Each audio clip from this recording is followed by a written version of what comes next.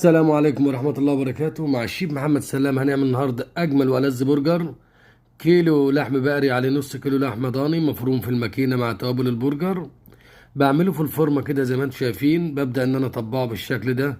بحمص الخبز بتاعي في السلمندر. ببدأ إن أنا أسوي البرجر بتاع الجريلا 3 دقايق الوش ده و3 دقايق الوش ده بيستوي لحمة فريش، لحمة جميلة. ببدأ إن أنا بجيب المكونات بتاعتي واحط على الخبز بتاعي خيار مخلل، طماطم، صوصات كوكتيل، رانش صوص. بحط الجبنة على البرجر وبدخلها الفرن. شوية بصل على الجريلا متبلين ملح وفلفل اسود، شوية صويا صوص.